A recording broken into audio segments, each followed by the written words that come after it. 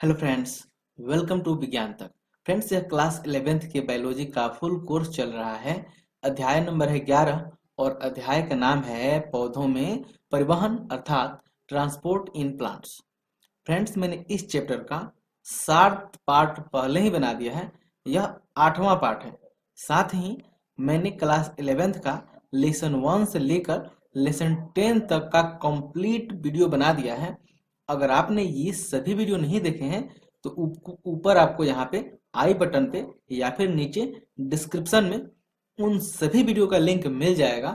वहां से जा करके आप सभी वीडियो को देख सकते हैं ताकि आपकी तैयारी बेहतर हो सके।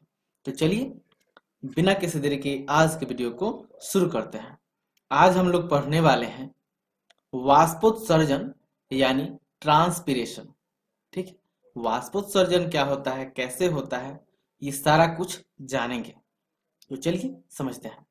वाष्पोत्सर्जन पौधों द्वारा जल का वाष्प के रूप में परिवर्तन तथा इससे उत्पन्न क्षति है। यानी वाष्पोत्सर्जन क्या है, तो वास्तव में क्या होता है कि जो पौधे जल अवशोषित करते हैं अपने जड़ द्वारा, वो पत्तियों तक ले जाते हैं और पत्तियों में वो जल क्या होता है, जो जल पत्तियों तक पहुंचता है वो परिवर्तित हो जाता है वाष्प के रूप में और वाष्प बन करके वायुमंडल में उड़ जाता है। उसी को हम लोग वाष्पोत्सर्जन कहते हैं। वही यहाँ पे बताया भी जा रहा है कि पौधों द्वारा जल का वाष्पन के रूप में परिवर्तन और उससे उत्पन्न क्षति है। ठीक है, तो क्या होता है, क्षति ही तो होता है जल का, तो वही वाष्पोत्सर्जन है। यह मुख्यतः पत्तियों में पाए जाने वाले रंध्रों से होता है। तो वाष्पोत्सर्जन किससे होता है, रंध्रों द्वारा होता है। वाष्पोत्सर्जन में पानी का वाष्प बनकर उड़ने के अलावा ऑक्सीजन एवं कार्बन डाइऑक्साइड का आदान प्रदान भी पत्तियों में उपस्थित रंध्रों के द्वारा ही होता है। तो ये आप समझ लीजिए कि रंध्र का कौन सा कार्य है। तो रंध्र कभी खुलता है कभी बंद होता है, कब खुलता है कब बंद होता है ये आगे बताऊंगा मैं। तो रंध्र द्वारा क्या होता है, जल का वाष्पन होता है यानी जल का लॉस होता है और साथ ही उसी माध्यम से कार्बन डाइऑक्साइड पौधे के अंदर प्रवेश करता है और ऑक्सीजन वहीं से बाहर निकलता है, जिसे हम लोग श्वसन के रूप में यूज करते हैं। देखिए यही है रंध्र, आपको दिख रहा होगा, ये फिगर है ये पूरा रंध्र का। और यहाँ पे देखिए यही खुलता है रंध्र, ये छिद्र है पूरा ये वाला। ठीक है, ये वाला, इसी के माध्यम से क्या होता है, जल का वाष्पोत्सर्जन होता है यानी जल बाहर निकलता है वाष्प बनकर, या फिर इसी के माध्यम से कार्बन डाइऑक्साइड अंदर जाता है या फिर ऑक्सीजन बाहर आता है। कैसे होता है ये थोड़ी देर बाद देखेंगे। चलिए अभी जान लेते हैं। ये सामान्यतः ये रंध्र दिन में खुले रहते हैं और रात में बंद हो जाते हैं। ठीक है, तो रंध्र कब खोलते हैं, तो दिन में खोलते हैं और रात में बंद रहते हैं। रंध्र का बंद होना और खुलना रक्षक कोशिकाओं के स्फीति यानी टर्गर में बदलाव से होता है। अब टर्गर क्या होता है अभी आप समझिएगा एक सेकेंड में।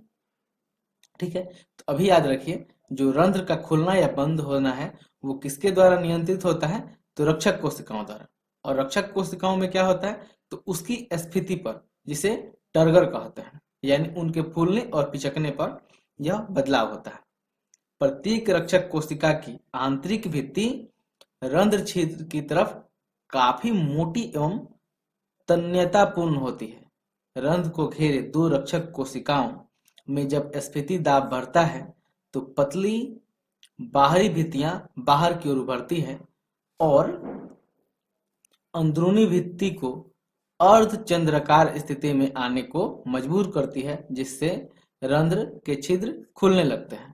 अब यहाँ पे समझिए, देखिए यहाँ आपको दिख रहा होगा, मैं कलर चेंज कर लेता हूँ पेन का। ठीक है, यहाँ देखिए ये वाली जो आपको कोशिका दिख रही है, ये वाली, ये चॉकलेट के समान या फिर आप कहिए सेम के बीज के समान, तो इसे हम लोग कहते हैं रक्षक कोशिका। क्या कहते हैं, रक्षक कोशिका। ये रक्षक कोशिकाएं हैं। यहाँ पे रक्षक द्वार कोशिका है, तो इसी को हम द्वार कोशिका भी कहते हैं। तो वास्तव में ये जो तीर यहाँ बनाया है वो नहीं है, रक्षक कोशिका ये वाली है, ये वाली एक यहाँ पे है और एक यहाँ पे, यानी दो रक्षक कोशिकाएं आपको दिखाई दे रही है।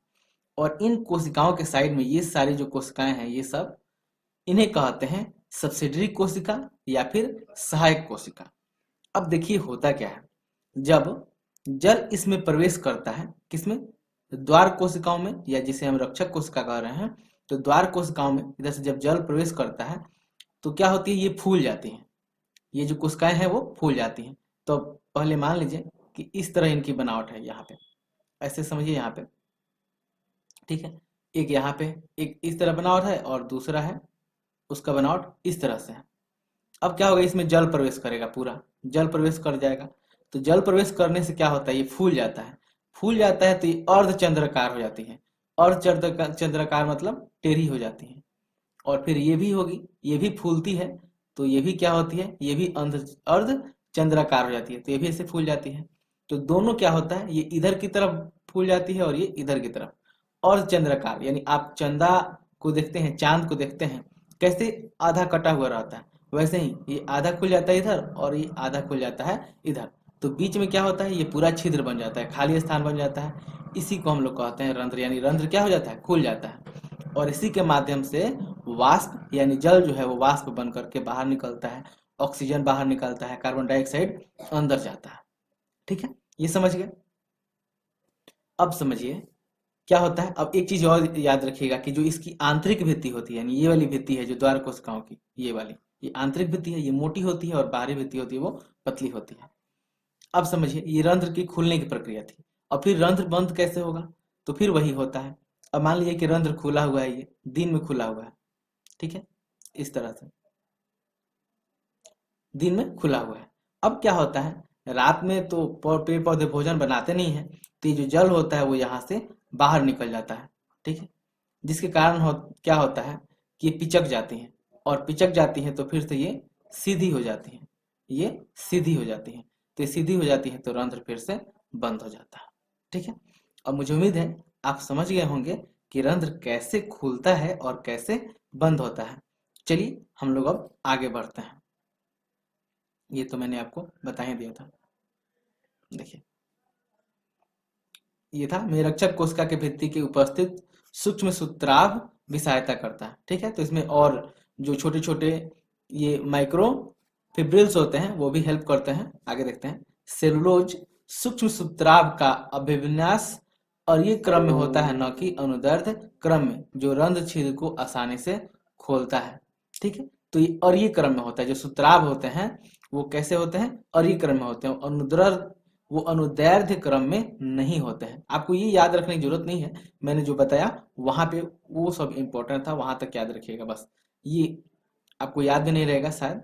पानी की कमी होने पर जब रक्षक कोशिका की स्थिति समाप्त होती है तो तन्य आंतरिक भित्तियां पुनः अपनी मूल स्थिति में आ जाती हैं, तब रक्षक कोशिकाएं ढीली पड़ जाती है और रंध्र छिद्र बंद हो जाते हैं। वही बात है, जब उनकी स्थिति समाप्त हो जाती है, यानी वो जल के कारण उनकी स्थिति हुई थी वो समाप्त हो जाती है, तो क्या होता है, वो ढीली पड़ जाती है कोशिकाएं और सीधी हो जाती है, जिसके कारण रंध्र बंद हो जाता है।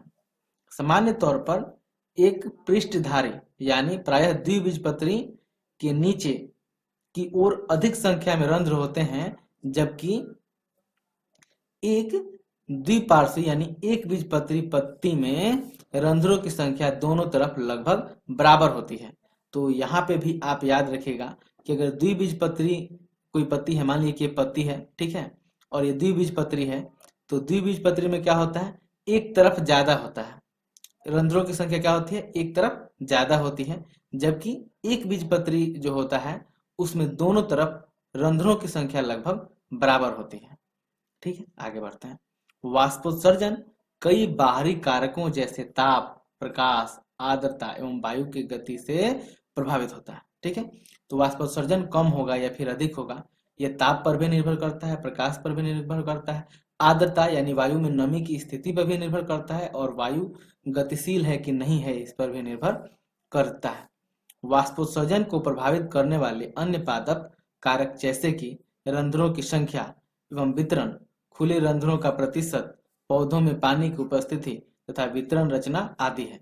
तो ये बहुत सारे गुण हैं, जैसे जितना आपको बता दिया गया, यहाँ पे ताप है, प्रकाश है, आर्द्रता है, वायु की गति है, रंध्र खुला है कि बंद है, वहां पे पौधे के पास कितनी पानी है, इन सभी चीजों पर वाष्पोत्सर्जन निर्भर करता है। जैसे मैं एग्जाम्पल के तौर पे आपको बताऊं, तो जो वायु गतिशील होती है तो वाष्पोत्सर्जन का दर तेज होता है, और जब वायु स्थिर होती है तो वाष्पोत्सर्जन स्लो हो जाता है। ठीक है, ऐसे ही सब पे निर्भर करता है। जाइलम रस का वाष्पोत्सर्जित रूप से ऊपर चढ़ना मुख्य रूप से पानी के निम्न भौतिक गुणों पर निर्भर करता है। यानी जो जाइलम रस होता है वो वाष्पोत्सर्जित रूप से ऊपर चढ़ता है, और वो किस रूप में चढ़ता है तो उसके दो मुख्य भौतिक कारण है, यानी दो कारण है, ऐसे समझिए। इन दो कारणों के कारण ही जो जल है वो ऊपर चढ़ता है। पहला कारण है जिसे हम कहते हैं सासंजन, और दूसरा है जिसे कहते हैं आसंजन। दोनों को समझ लीजिए। पहला है सासंजन, जल के अणुओं के बीच आपसी आकर्षण। सासंजन का क्या मतलब होता है कि जल के अणुओं के बीच लगने वाला आपसी आकर्षण। जैसे मान लीजिए कि जल का अणु है, यानी ये H2O है, H2O का एक अणु है, और एक और जल का अणु होगा वो भी H2O का अणु है मान लीजिए। तो इन दोनों के बीच में क्या होता है, आकर्षण बल लगता है, अर्थात ये बूंद इसकी तरफ जाना चाहती है, जो जल का अणु है ये इसके तरफ जाना चाहता है, और ये अणु इसके तरफ जाना चाहता है। तो ये आकर्षण काम करता है, मतलब जल के जो अणु होते हैं एक दूसरे को अपनी ओर खींचते हैं। तो सासंजन समझ गए।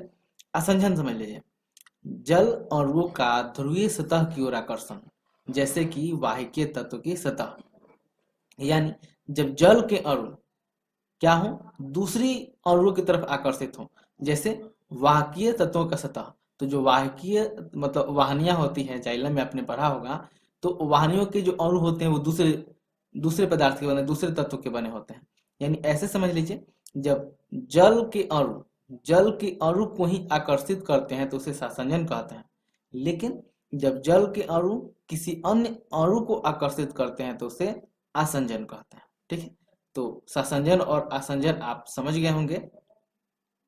ठीक है, उसके बाद समझते हैं पृष्ठ तनाव।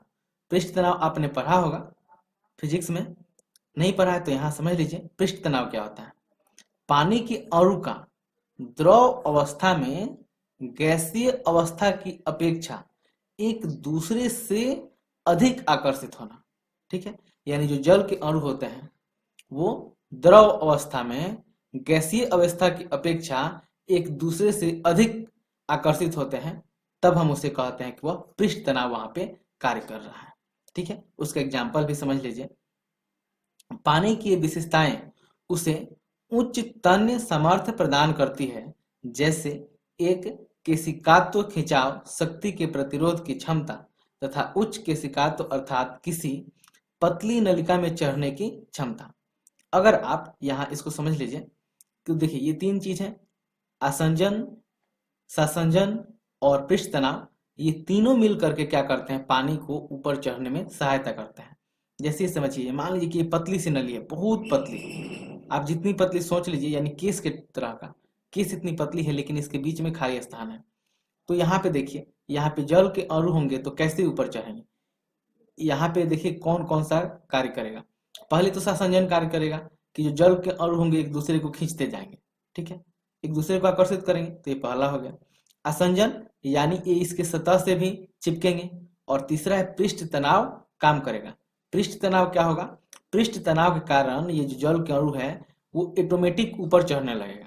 लेकिन फिर आप सोचिएगा कि पाइप में क्यों नहीं होता, मतलब मोटा पाइप जो हम लोग टंकी में पानी चढ़ाते हैं ऊपर, तो ये तो मोटर से पानी को ऊपर ठेलना पड़ता है, जबकि यहाँ पे ऑटोमेटिक कैसे चढ़ जाएगा। तो यही तो बात है, पृष्ठ तनाव जो पतली नलिका होगी ना, बहुत पतली नलिका, जिसे हम लोग केशिका कहेंगे, याद रखिए कोशिका नहीं केशिका। तो जो बहुत पतली नली होगी उसमें जल ऑटोमेटिक चढ़ जाता है, वो पृष्ठ तनाव, संसंजन और आसंजन के कारण।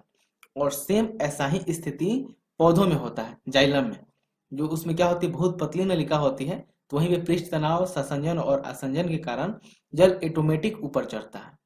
पौधों में किसी कात्व को लघु व्यास वाले वाहिकीय तत्व जैसे ट्रैकिड एवं वाहिका तत्व से भी सहायता मिलती है। वही बात मैं बता रहा था, आपने जाइलम का संरचना पढ़ा होगा तो उसमें ट्रैकिड और वाहिका तत्व होते हैं जो ऊपर चढ़ने में इनको मदद करते हैं। आगे समझते हैं, प्रकाश संश्लेषण क्रिया के लिए जल की आवश्यकता होती है। जाइलम वाहिकाएं पानी को जरूरत के अनुसार जड़ से पत्ती की सिराओं तक पहुंचाते हैं। अब आपको पता होगा प्रकाश संश्लेषण क्रिया जब भी होगी तो उसको क्या चाहिए, प्रकाश संश्लेषण पहले आप बताइए क्या होता है, आप समझते होंगे, मुझे पूरा पता है। तो प्रकाश संश्लेषण क्या होता है, तो पेड़ पौधे क्या करते हैं, इससे मिट्टी से जल तथा खनिज, जल तथा खनिज, वायुमंडल से CO2, सूर्य से सूरज का प्रकाश, ठीक है, यानी सनलाइट, सनलाइट, और उनमें पर्णहरित की उपस्थिति में क्या करते हैं, अपना भोजन बनाते हैं, जिसे हम लोग प्रकाश संश्लेषण क्रिया करते हैं। यानी प्रकाश संश्लेषण क्रिया में क्या होता है, तो इनके लिए अपना भोजन बनता है, और उसके लिए प्रकाश संश्लेषण क्रिया के लिए ये सभी चीज चाहिए। H2O चाहिए, खनिज लवण चाहिए, CO2 चाहिए, सूर्य का प्रकाश चाहिए और पर्णहरित चाहिए। तो वही बात यहाँ पे बोला जा रहा है कि प्रकाश संश्लेषण क्रिया के लिए किसकी आवश्यकता होती है, जल की आवश्यकता होती है। और जाइलम वाहिकाएं को पानी, जाइलम वाहिकाएं पानी के जरूरत के अनुसार जड़ से पत्ती की ओर सिराओं तक पहुंचा देती हैं। अब जितनी पानी की जरूरत होती है उतनी पानी ये जाइलम वाहिकाएं होती हैं वो पत्तियों तक पहुंचा देती है। क्यों पत्तियों तक पहुंचाती है, क्योंकि जो प्रकाश संश्लेषण क्रिया होता है वो पत्तियों में ही होता है, ठीक है। जो बड़े पौधे होते हैं उनके केवल पत्तियों में होता है, जबकि जो छोटे पौधे होते हैं उनके हरे तने, जहां जहां तना हरा होता है वहां पे भी प्रकाश संश्लेषण क्रिया थोड़ा होता है। यानी आप ऐसे भी समझ सकते हैं कि पेड़ पौधे में जहां हरा भाग होता है वहीं पे पर्णहरित होता है और वहीं पे प्रकाश संश्लेषण क्रिया भी होता है। लेकिन वह कौन सी शक्ति है जो पानी के अणुओं को पृथ्वी के मृदु तक जरूरत के अनुसार खींच लाती है। जैसे ही वाष्पोत्सर्जन होता है, चूंकि पानी की पतली परत कोशिकाओं के ऊपर लगातार होती है, अतः यह जाइलम से पत्ती तक पानी के अणुओं को खींचने में प्रतिफलित होता है, ठीक। तो क्या होता है, वाष्पोत्सर्जन होता है पत्तियों में, और वाष्पोत्सर्जन के कारण ही उसमें दाब लगता है, प्रेशर बनता है, और नीचे से जो पानी है वो ऊपर जाइलम के माध्यम से पत्तियों तक पहुंच जाता है। अधोरंध्री गुहिका तथा अंतरा कोशिका जगत के बजाय वातावरण में जल वाष्प की सांद्रता कम होती है। तो देखिए, अधोरंध्री गुहिका है या फिर अंतर कोशिका जगत है, वहां पे जो पानी की सांद्रता होती है ना, यानी जल की सांद्रता होती है वो कम होती है, सॉरी वहां पे ज्यादा होती है, जबकि वातावरण में जल वाष्प की सांद्रता कम होती है। यही कारण है कि वहां से अंतर कोश के स्थान से, यानी अब अंतर कोश का स्थान मैंने आपको बताया था, ये देखिए बहुत सारी कोशिकाएं हैं, अब इन कोशिकाओं के बीच में ये वाला देखिए, ये वाला जो स्थान है वो खाली रह गया, इसे अंतर कोश के स्थान कहते हैं। तो यहाँ पे जो जल वाष्प होता है, यानी जल वाष्प में बदला है वो ज्यादा होता है, जबकि वायुमंडल में जल वाष्प कम होता है, इसलिए जल वाष्प बाहर निकल जाता है, ठीक है। वही बात यहाँ भी बताया जा रहा है। अतः पानी पास की हवा में विसरित हो जाता है और यह खिंचाव पैदा करता है, ठीक है। जैसे ही पानी बाहर निकलता है तो वो खिंचाव पैदा करता है नीचे से। मैं आपको यहाँ फिगर के माध्यम से दिखाता हूँ। मान लीजिए कि ये पौधा है, ठीक है, और ये पौधा है, और इसकी एक पत्ती मैं कोई ले रहा हूँ, ये पत्ती है। अब यहाँ पे क्या था, जलवाष्प था। अब जलवाष्प क्या है कि वायुमंडल में चला गया। क्यों चला गया, क्योंकि पत्ती में जलवाष्प ज्यादा था और वायुमंडल में कम था। तो जैसे ही यहाँ से जलवाष्प वायुमंडल में जाएगा, यहाँ तो जलवाष्प खत्म हो गया, और खत्म हो जाएगा तो यह खिंचाव पैदा करेगा, यानी इधर से पानी खींचेगा। अब ये खींचेगा पत्ती से, ये खींचेगा टहनी से, और ये खींचते खींचते यही जड़ से आ जाता है, और वही पानी जड़ से खींच लेता है ऊपर की ओर, ठीक है। अब आप समझ गए होंगे। मापन से स्पष्ट होता है कि वाष्पोत्सर्जन द्वारा पैदा किया गया बल पानी को जाइलम के आकार के स्तंभ में 130 मीटर की ऊंचाई तक खींचने के लिए पर्याप्त होता है। यानी जो वाष्पोत्सर्जन द्वारा खिंचाव पैदा किया जाता है वह इतना प्रबल होता है कि वह पानी को जाइलम द्वारा 130 मीटर की ऊंचाई तक खींच सकता है। आपने पढ़ा होगा पेड़ पौधों की अधिकतम ऊंचाई लगभग 100 मीटर होती है, ठीक है, और जाइलम द्वारा कितना खींच लिया जाता है, पानी 130 मीटर तक खींचा जा सकता है। यही कारण है कि जो वाष्पोत्सर्जन द्वारा ही कितना हो लंबा पेड़ क्यों ना हो, उसकी पत्तियों तक पानी पहुंच जाता है। देखिए अब इस फिगर को समझिए। ये एक पत्ती की संरचना है जिसके अंदर बहुत सारी कोशिकाएं होती हैं, ठीक है। और यहाँ पे देखिए इधर ये जाइलम है, ये पूरा जाइलम है, और ये फ्लोएम है। अब क्या है, यहाँ पे जल आएगा नीचे से, जो जड़ होगा वो जल को अवशोषित कर जाइलम को दे देता है, और वही जल आकर के जाइलम में पूरा स्टोर हुआ है। अब ये सारी बहुत सारी कोशिकाएं हैं पत्तियों की।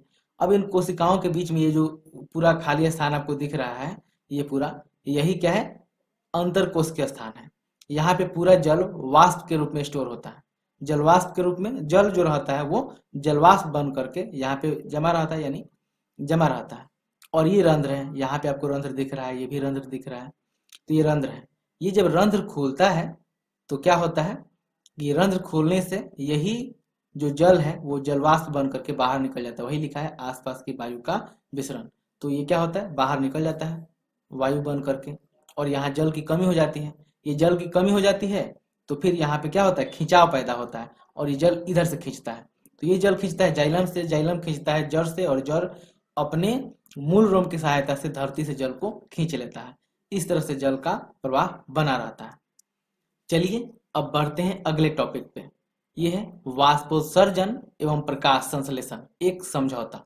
यानी समझना है कि जो वाष्पोत्सर्जन है और प्रकाश संश्लेषण है एक तरह का समझौता है, यानी दोनों एक दूसरे के लिए जरूरी है। ठीक है, यानी अगर वाष्पोत्सर्जन नहीं हो तो प्रकाश संश्लेषण क्रिया करने में भी बहुत समस्या आएगी, नहीं हो पाएगा।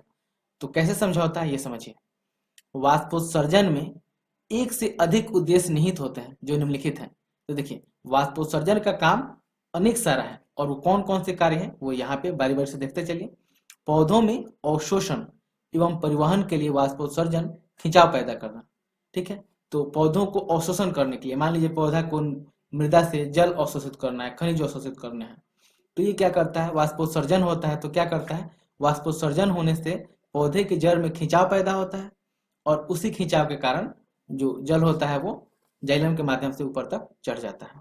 दूसरा, प्रकाश संश्लेषण क्रिया के लिए पानी का संभरण।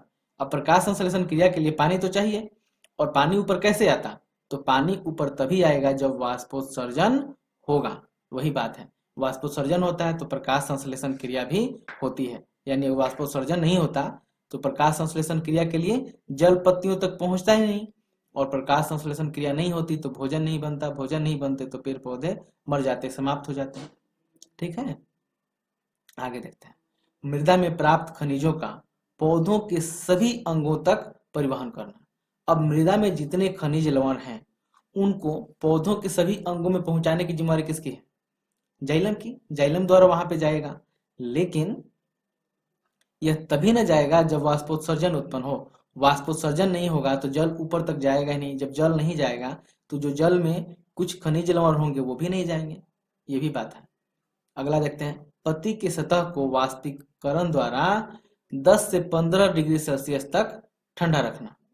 अब ये समझिए, जो जब वाष्पोत्सर्जन होता है पत्तियों में तो क्या होता है, जल ये जड़ द्वारा अवशोषित किया जाता है, और अवशोषित करने के बाद उसे पत्ती तक भेजा जाता है। पत्ती पर जब वाष्पोत्सर्जन होता है तो क्या होता है, पत्तियां ठंडी हो जाती है। कितना, 10 से 15 डिग्री तक ठंडी हो जाती है। अगर वाष्पोत्सर्जन ना हो तो पत्तियां बहुत गर्म हो जाएंगी और वो मुरझा जाएंगी, झुलस जाएंगी। ठीक है, इसलिए भी जरूरत है। अगला, कोशिकाओं को स्थित रखते हुए पादपों के आकार एवं बनावट को नियंत्रित रखना। अब ये भी सोचिए, जब ये पानी यानी वाष्पोत्सर्जन होता है तो जल का क्या होता है, परिवहन होता है। जल कहाँ पे जाता है, पत्तियों तक जाता है, प्रत्येक कोशिका तक पहुंचता है।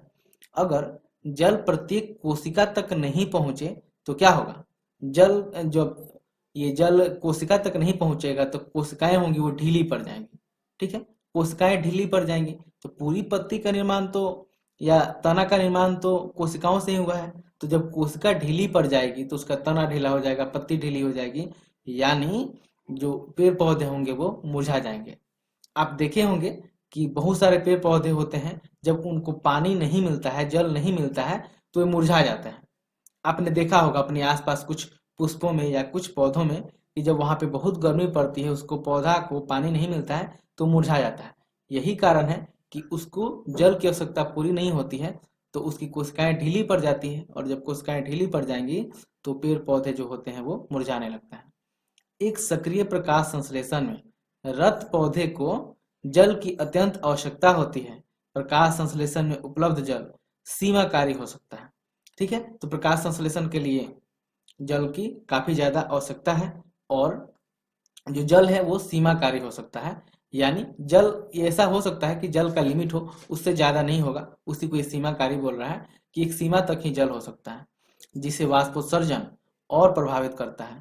वर्षा वनों में आर्द्रता इसी जल चक्र के कारण वातावरण में तथा पुनः मृदा में देखी गई है। और वर्षावन क्या होता है? वर्षावन उसे कहते हैं जिस क्षेत्रों में अधिक वर्षा होती है, ठीक है, और वहां पे आर्द्रता होती है, आर्द्रता यानी वायु में नमी, इसी जल चक्र के कारण वातावरण में तथा पुनः मृदा में देखी गई है, ठीक है। तो इसी कारण क्या होता है, उधर आर्द्रता बढ़ जाता है, ठीक है। आगे देखते हैं। C4 प्रकाश संश्लेषण तंत्र का क्रम विकास संभवतः कार्बन डाइऑक्साइड की उपलब्धता को बढ़ाने तथा पानी की क्षति को कम करने की रणनीति की तरह हुआ है। अब देखिए, जल खोने के आधार पर पौधों को दो कैटेगरी में बांटा जाता है, C3 और C4, मतलब ये C4 और C3, ठीक है। जो C4 पौधे होते हैं उनमें जल का क्षय कम होता है, जल की हानि कम होती है, जल की क्षति कम होती है, जबकि जो C3 होता है उसमें जल की क्षति ज्यादा होती है। और शायद इसी कारण C3 और C4 बनाए गए हैं पौधे, ऑटोमेटिक बने हैं, जिसमें कि जो C3 होगा जहाँ पे ज्यादा जल होगा वहीं पे जल की हानि ज्यादा हो सकती है, तो उधर C3 पौधे पाए जाएंगे, और जहाँ पे पानी कम है, जल कम पाया जाता है, वहां पे C4 पौधे होंगे, ताकि वहां पे जल का जो नुकसान हो रहा है, क्षति हो रही है, वो कम हो। आगे देखते हैं। C4 पौधे C3 की तुलना में कार्बन को सुस्थिर बनाने में दोगुना सक्षम होते हैं। तो क्या होते हैं, C4 पौधे जो होते हैं वो कार्बन को ज्यादा स्थिर बना सकते हैं, दोगुना बना सकते हैं मतलब। और C4 पौधे C3 पौधे के समान मात्रा में कार्बन डाइऑक्साइड के यौगीकरण हेतु आधी मात्रा में जल को खोते हैं। अब सोच लीजिए, C3 जो C4 पौधा होता है वो C3 की तुलना में आधा जल खोता है। यानी मान लीजिए दो पौधा है आपके पास, एक C3 है और एक C4 है। अगर C3 में जल की हानि 4 लीटर हो रही है तो C4 में कितनी होगी, ये 2 लीटर हो जाएगी। यानी ये पानी को ज्यादा बचा करके रखता है, ठीक है। फ्रेंड्स, इस वीडियो में इतना ही। अगले वीडियो में हम लोग आगे का अध्याय कंप्लीट करेंगे जो बचा है। यह वीडियो आपको कैसा लगा है कमेंट करके जरूर बताइएगा। अच्छा लगा है तो लाइक कीजिएगा, अपने फ्रेंड्स के साथ शेयर कीजिएगा। कोई सुझाव या शिकायत हो उसे भी कमेंट बॉक्स में लिखिएगा। यह वीडियो देखने के लिए आपका बहुत बहुत धन्यवाद। बाय।